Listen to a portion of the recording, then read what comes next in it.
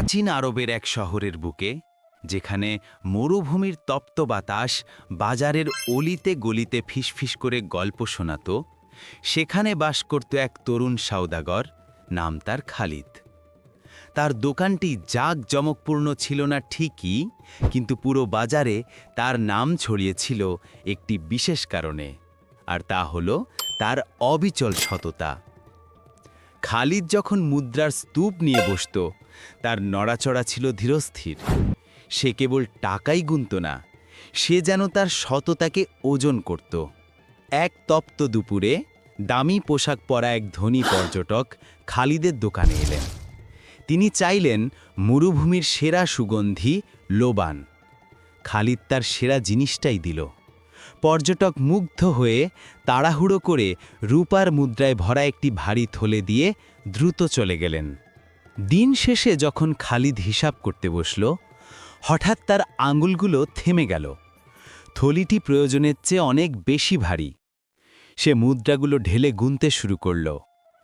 1, 2, 3। পর্যটক ভুল করে পণ্যের দামের চেয়ে কয়েক গুণ বেশি অর্থ দিয়ে গেছেন।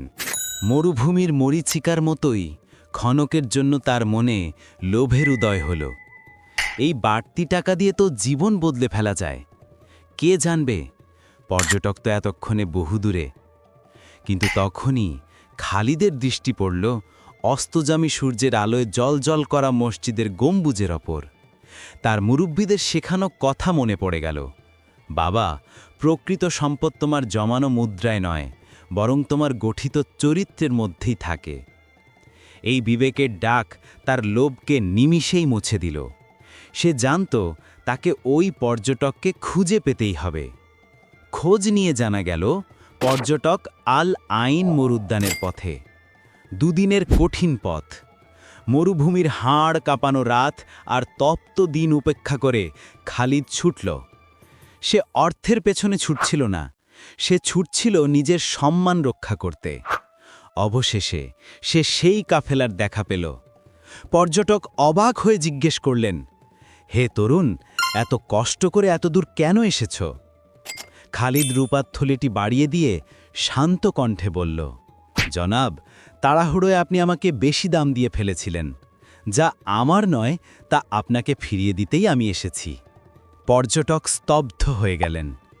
তিনি বিশ্ব ভ্রমণ করেছেন, কিন্তু এমন সততা কোথাও দেখেননি।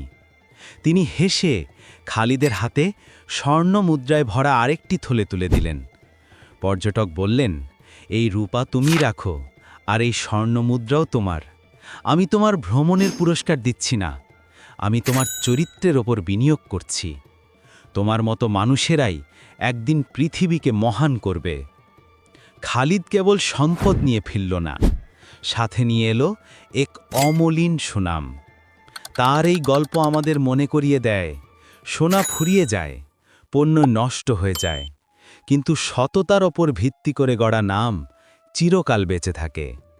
ভিডিওটি ভালো লাগলে লাইক দিন এবং এমন আরও গল্পের জন্য আমাদের সাথেই থাকুন। ধন্যবাদ।